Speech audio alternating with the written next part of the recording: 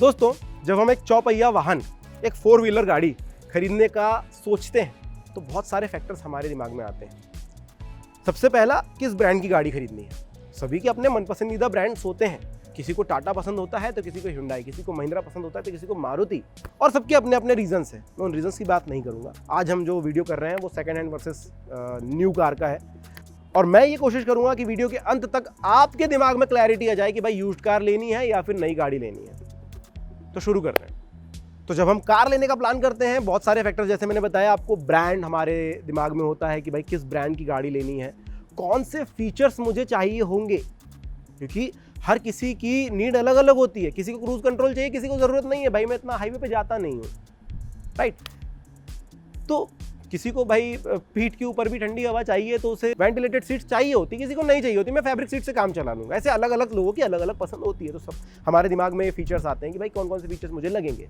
फिर आती है बात कि इंजन कितना बड़ा चाहिए, मेरी डेली रनिंग इतनी है। मैंने खुद वीडियो बनाया था पेट्रोल सीएनजी डीजल, वो आप जाके देख लीजिएगा कि भाई मेरी रनिंग कितनी है, उस हिसाब से मैं इंजन क्या लूँ, क्या स्पेसिफिकेशन होना चाहिए, कितना मुझे पहाड़ चढ़ना पड़ता है या नहीं चढ़ना पड़ता है, फ्लैट पे चलता हूँ, पिकअप अच्छा चाहिए रहेगा या नहीं चाहिए रहेगा, दोस्तों के साथ में अगर बैठूँ तो बुरा तो ना लगे भाई मुझे कि यार मेरी गाड़ी छोटी है। बहुत सारी चीज़ें आती है मन में, और अंततः हम आकर रुकते हैं एक ही चीज़ पर दोस्तों, वो है बजट। और इसी बजट की वजह से भी ये नज़र आता है कि आप कितना स्मार्टली फैसला ले रहे हो।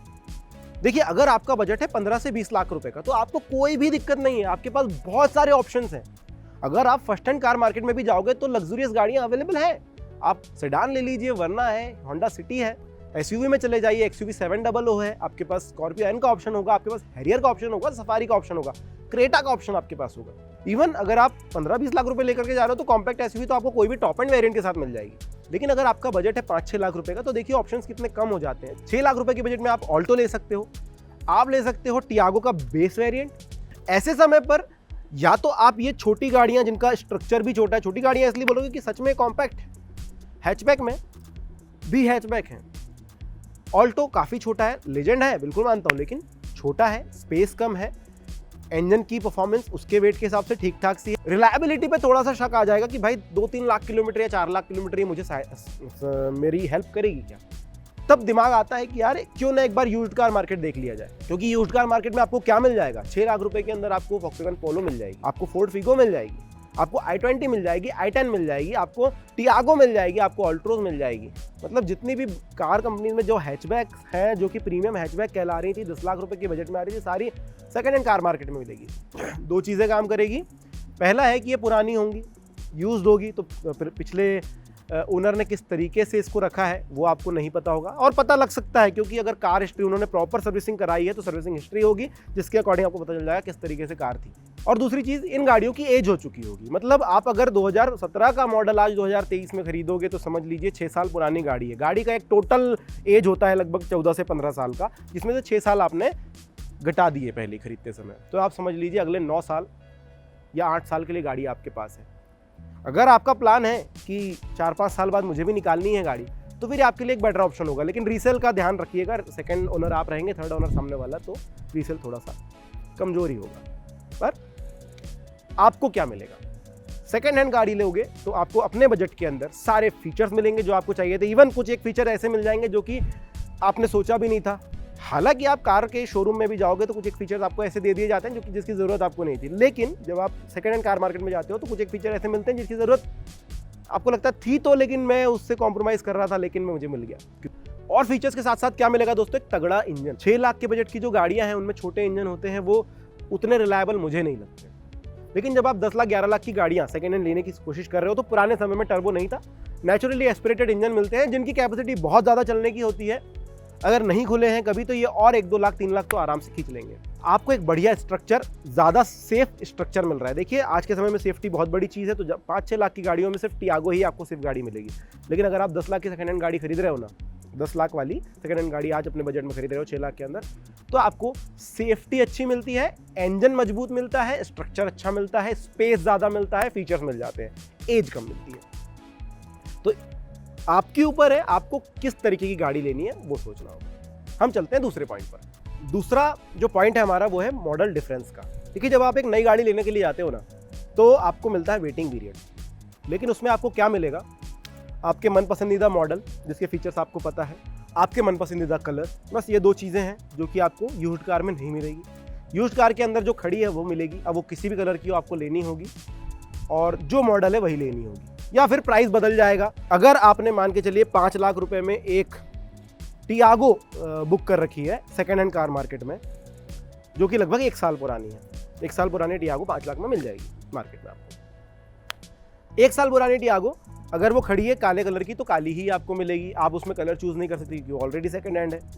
आप जाओ आरटीओ और फिर लिखा पढ़ी करके कलर चेंज करवाओ, ये एक चीज़ हो जाती है। दूसरा, जो मॉडल है वही मिलेगा, अगर वो एक्सटी है तो एक्सटी मिलेगा, एक्जी है तो एक्जी मिलेगा, उसमें कोई ऑप्शंस नहीं रहते। फ्रेश कार में आपके पास ऑप्शंस रह जाते हैं। और एक चीज़ और है कि जो लेटेस्ट गाड़ी होती है उसके फीचर्स भी वैसे होते हैं। आप हर बार देखते हो जब भी एक नया फेसलिफ्ट आता है उसमें बहुत सारे फीचर्स नए ऐड कर दिए जाते हैं। तो नई गाड़ी अगर आप सोच रहे हो लेने का तो उसमें आपको लेटेस्ट फीचर्स मिलेंगे, लेकिन पुरानी है तो फिर फीचर्स थोड़े से कम हो जाते हैं। जैसे कि वेंटिलेटेड सीट्स अभी नया नया इंट्रोड्यूस हुआ है, पिछले 2-3 सालों से तो भर के गाड़ियाँ दे रही हैं, उससे पुरानी गाड़ियों में ये सब चीज़ थी नहीं, सब फैब्रिक सीट से काम चलाते थे या फिर एसी तेज़ करके काम चलाया करते थे।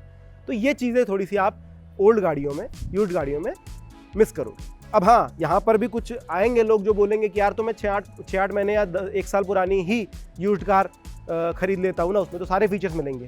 तो मैं आपको बता दूँ, डिप्रिसिएशन बहुत अच्छी चीज़ है कि भाई डिप्रिसिएशन होता है गाड़ी का, लेकिन नई गाड़ी अगर आप यूज्ड भी खरीद रहे हो, मान के चलिए 2022 जनवरी में वो गाड़ी बिकी थी या 2022 फरवरी में गाड़ी बिकी थी, जनवरी का मैन्युफैक्चरिंग था और मैं दिसंबर में वो बिक रही है, 8 महीने 10 महीने बाद बिक रही है, दिसंबर में मैं खरीद रहा हूँ, उसका प्राइस इतना ज़्यादा ड्रॉप नहीं होता, उसका प्राइस 70-80 हज़ार ही 1 लाख से ड्रॉप होता है। बहुत कम छोटा समय में अगर आप सोच रहे हो कि मैं 10 महीने 12 महीने पुरानी एक यूज्ड गाड़ी खरीदूँ, अच्छा खासा डिप्रिसिएशन हुआ हो और अच्छे खासे प्राइस में मिल रहा हो तो लीजिए, वरना नई गाड़ी के लिए जाइए। ऐसा क्यों बोल रहा हूँ ये सुनिए, क्योंकि आप लेंगे, नगद लेना और लोन पर लेना 2 चीज़ें होती हैं। अगर आप नगद ले रहे हैं तो फिर तो आपने 1.5 लाख रुपए बचा लिए, बहुत बड़ा काम कर लिया। जब आप रीसेल करोगे तो थोड़ा बहुत वहाँ से भी मतलब 30-40 हज़ार का फ़ायदा ही आपको मिलेगा।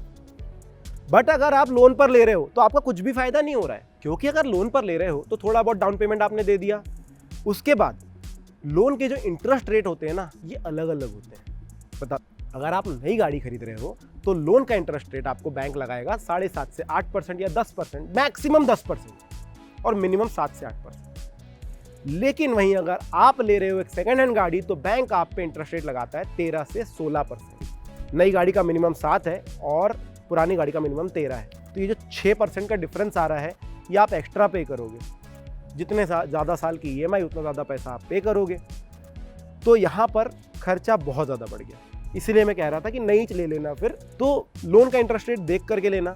यूज्ड गाड़ियाँ जब भी लोगे आप ध्यान में रखना, लोन पर ले रहे हो ज़्यादा पैसे देने पड़ते हैं, ज़्यादा इंटरेस्ट रेट पे करना होता है, तो नगद लेना ज़्यादा अच्छा होता है। अगर आप लोन पर ले ही रहे हो तो फिर थोड़ा ट्राई करो कि यार उसको फोरक्लोज कराने का आपके पास स्कीम हो या फिर कुछ हो तो ही लो, वरना नई गाड़ियों में ज़्यादा बेटर हो जाता है। अब मैं बात करूंगा दोस्तों प्रॉब्लम्स की। नई गाड़ी लो या पुरानी, दोनों में प्रॉब्लम्स तो आएंगे, और क्या आएंगे वो मैं आपको बताता हूँ। अभी तक तो हम सोच रहे थे कि यार ओल्ड गाड़ी अगर लेता हूँ तो हाँ मुझे ज़्यादा अच्छी गाड़ी मिल जाएगी कम बजट में। सेकेंड हैंड गाड़ियाँ बहुत सारी प्रॉब्लम्स लेकर आती हैं, खरीदने से पहले और खरीदने के बाद।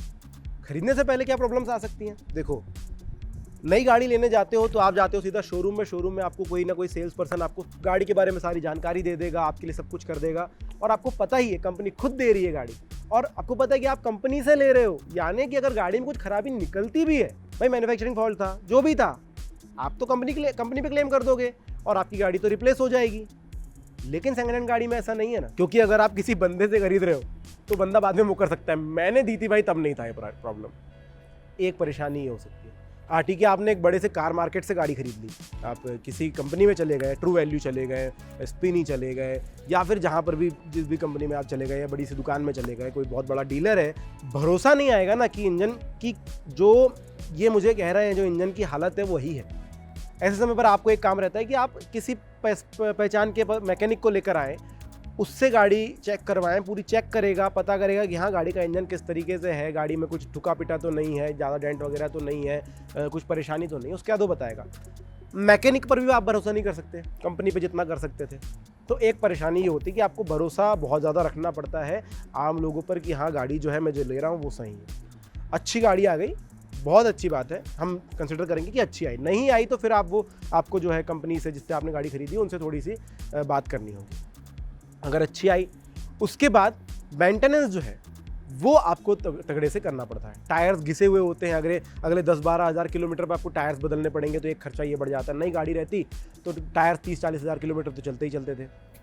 इंजन की ऑयलिंग वगैरह हुई है कि नहीं वो आपको देखनी होगी, सर्विसिंग अच्छे से हुई है या नहीं वो देखनी होगी। उसके बाद आपने यूज्ड खरीदी है तो उसके सारे जो सीट कवर्स होंगे वो चेंज कराने पड़ेंगे, थोड़ा बहुत पॉलिशिंग करानी होगी, थोड़ी बहुत एक्सेसरी आप अपने तरफ से डलवाएंगे, तो थोड़ा बहुत खर्चा वहाँ पर भी आगे बढ़ जाता है। मेनली अगर आपके पास अच्छी गाड़ी है तो प्रॉब्लम्स कम रहेगी, ख़राब है तो फिर मेंटेनेंस बहुत ज़्यादा ख़राब हो जाता है। और रीसेल के समय भी एक प्रॉब्लम आती है, थर्ड ओनर को बेच रहे हो तो आपको कम पैसे मिलते हैं। यूज्ड कार की ये छोटी सी प्रॉब्लम। तो अंतिम जो मेरा पॉइंट है वो यही है, मेंटल सेटिस्फेक्शन। अगर आपने सेकंड हैंड गाड़ी बहुत सोच विचार करके गाड़ी को चेक करके ली है और आपको तुष्टि हो रही है कि हाँ गाड़ी बढ़िया है, एक चीज़ ये हो जाएगी। और दूसरी चीज़ ये कि आपके बजट के अंदर आपको बहुत अच्छी गाड़ी मिल गई। 6 लाख के बजट में आप क्विड नहीं ले सकते हो और ले सकते हो i20 सेकंड हैंड। अब आप सोचिए कि दोनों में से गाड़ियां बेटर कौन सी है। 1 साल पुरानी या 2-3 साल पुरानी, 2 से 3 साल पुरानी आपको i20 मिलेगी। तो आपको चूज करना है कि आपका मेंटल सेटिस्फेक्शन किधर रहेगा। एक आपको थोड़ी पुरानी और बहुत सारी चीज़ें देगा और दूसरी चीज़ आपको नई बट थोड़ी कम चीज़ें देगा। तो आई होप इस वीडियो में आपको मैंने थोड़ी तो क्लैरिटी दे दी कि आपको कौन सी गाड़ी लेनी है। इसके अलावा कोई क्वेश्चन है तो आप कमेंट सेक्शन में लिख सकते हो। वीडियो अच्छा लगा तो लाइक और चैनल को सब्सक्राइब और दोस्तों के साथ इस वीडियो को शेयर जरूर करना।